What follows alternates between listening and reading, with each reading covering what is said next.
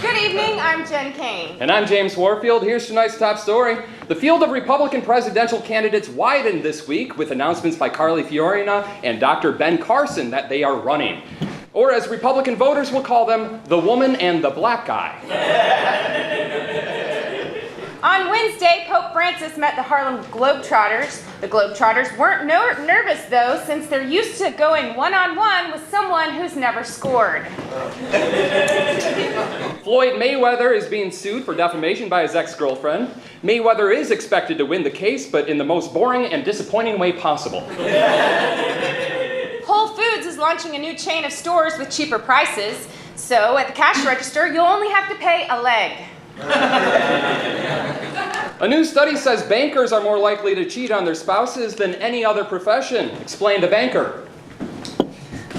It's mostly because we have the best opening lines. Hey baby, I'd like to make a deposit.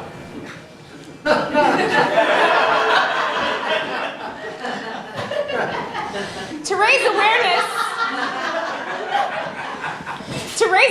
for skin cancer, this past Monday was designated Melanoma Monday, or as it's known to John Boehner, Monday.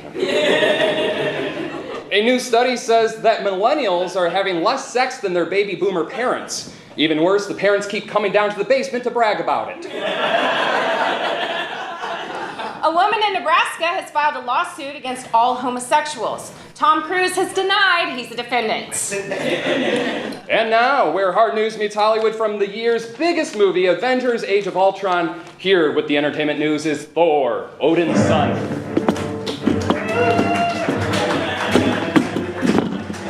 Ah! Yes, your mortal applause amused me. George R.R. Martin says that the Grateful Dead were an influence on Game of Thrones. Martin says he took Dead songs and explained and replaced all the references to drugs with incest. Yes, what happens on Westeros stays on Westeros. Ah! George Clooney's wife, Amal, bought him a $175,000 Porsche for his birthday. Explained Amal. I gave George a Porsche because it was my little way of reminding him that he has a very, very small penis. Yes, it's definitely the motion of the ocean, especially when you own a yacht. Ah! David Duchovny on Tuesday will release his first album, and on Wednesday he will be calling storage facilities to see how much room he needs to store boxes of CDs. Maybe he can store them next to his X-Files. Ha! And finally, Danny DeVito and Rita Perlman have sold their longtime Beverly Hills home. The new owners are working hard, repainting the walls to get rid of the fuck fumes in their house. Stop! It's hammer time.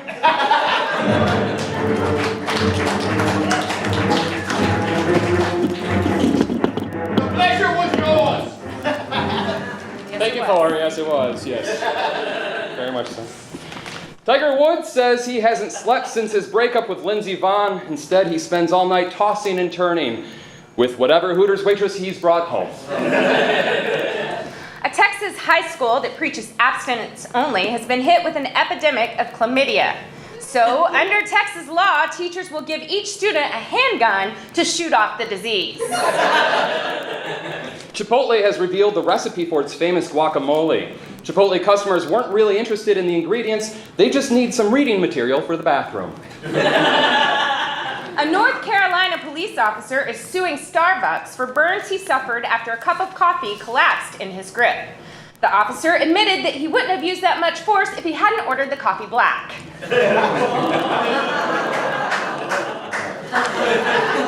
A survey by a dating website says the sexiest women in the world are Armenian. The survey was taken at the Glendale Galleria.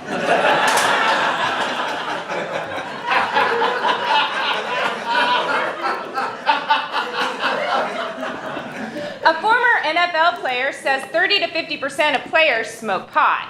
That's why before a quarterback passes, he first has to puff, puff. Yeah. Puff. Nice pass. And now, with an in-depth look